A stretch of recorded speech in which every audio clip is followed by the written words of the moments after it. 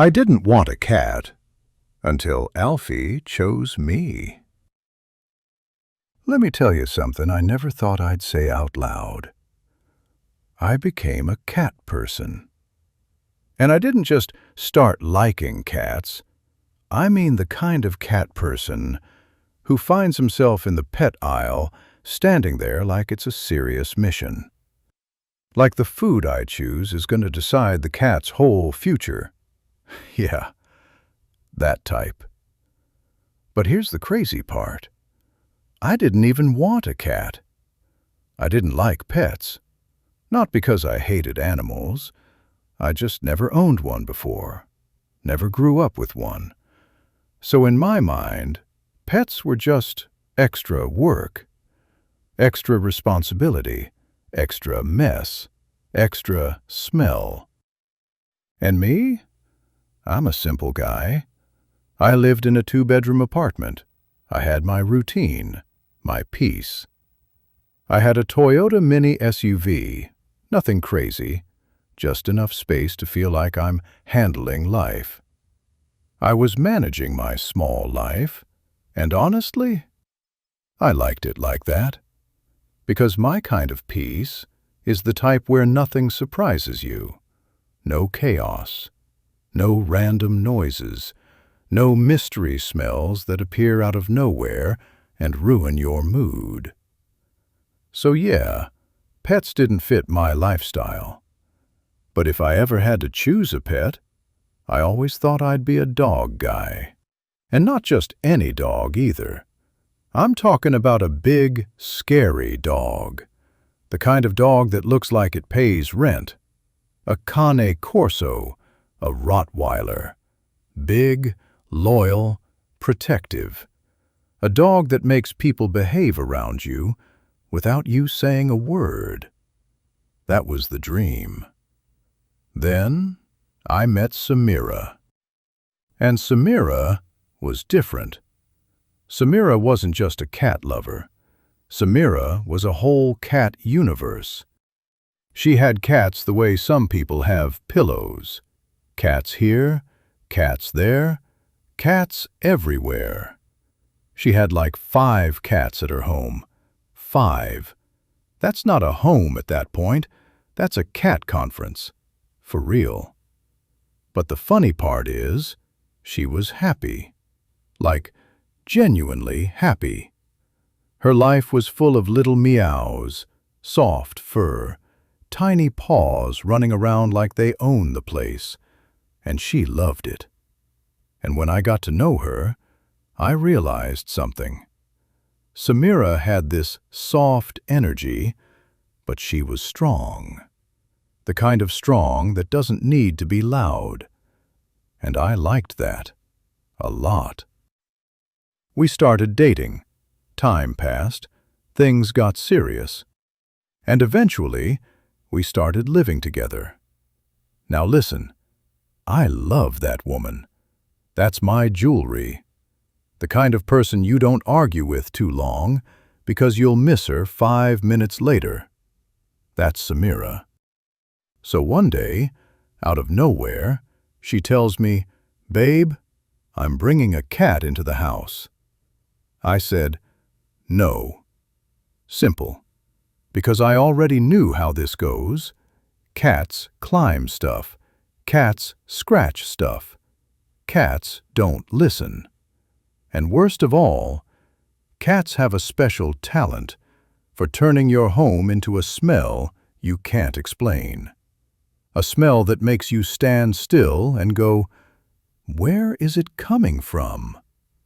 Like your house is playing hide and seek with your mental health. So I told her, "Samira, I don't want a cat. I don't like pets." She looked at me like I just said something insane. She didn't even argue. She just smiled, like she already knew I was finished. Then she said, "Okay." And I thought, wow, that was easy. Yeah, that was my mistake. Because a few days later, she brought it anyway. And what could I do? That's my jewelry. I can't refuse her. So she walks in holding this tiny kitten, and I'm looking at it like, this is what you brought into my life? Small, white fur with ginger spots. A tiny male kitten with big eyes. And Samira is smiling like she just brought home a baby. This is Alphie, she says. I said, okay. Not okay, cute. I mean, okay, why is it here? And from day one, Alphie chose violence. Because that little kitten started pooping everywhere. Everywhere! Bro, I'm not even exaggerating. The kind of everywhere that makes you question if your apartment has secret rooms.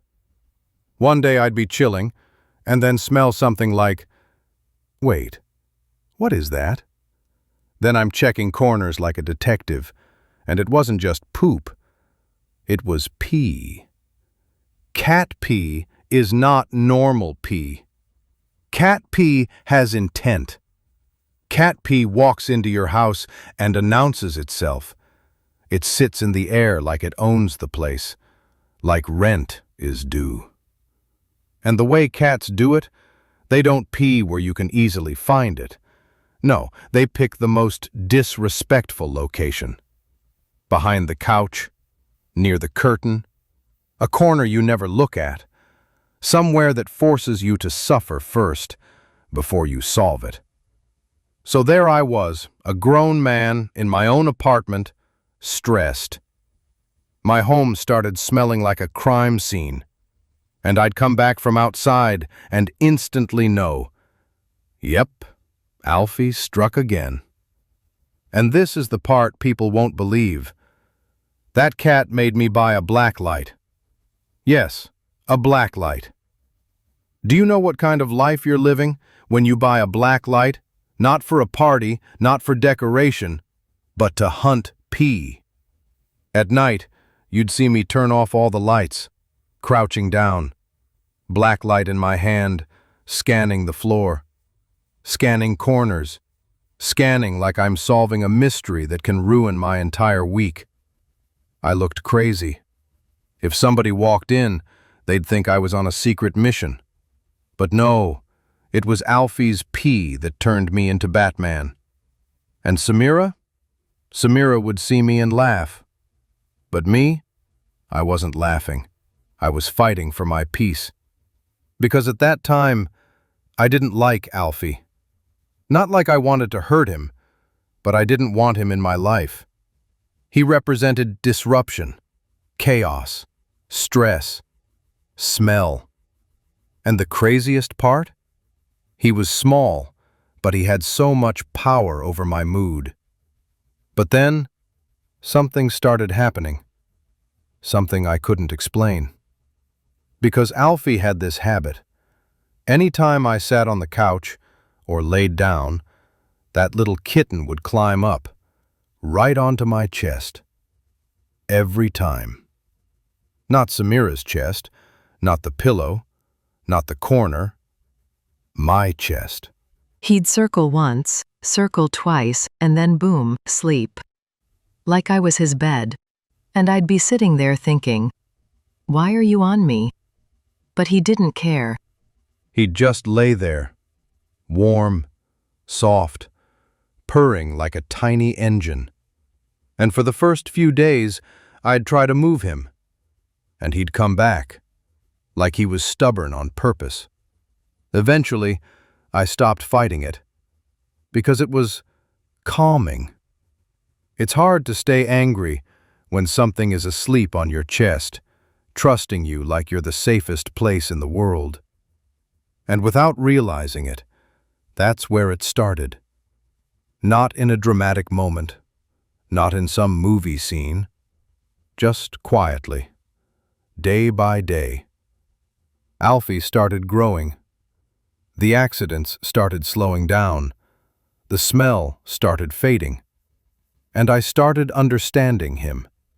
He wasn't being bad. He was a baby. just a kitten learning a new world. And I was learning too. Because one day, I caught myself doing something I never expected. I was outside, and I thought, what can I get for Alphie to eat? And that thought surprised me. Like, why am I thinking about a cat? Then it happened again. And again. I'd see something in a store and go, Alphie might like that. I'd come home and check on him first, and I didn't even notice when I stopped complaining. That's the scary part. I can't tell you the exact day I started loving him. It just happened. Because Alphie was consistent. Every day, he'd come sit with me. Every day, he'd follow me around the house. Every day, he'd act like I was his person. And the craziest part? He wasn't even supposed to be my cat. Samira brought him. Samira wanted him.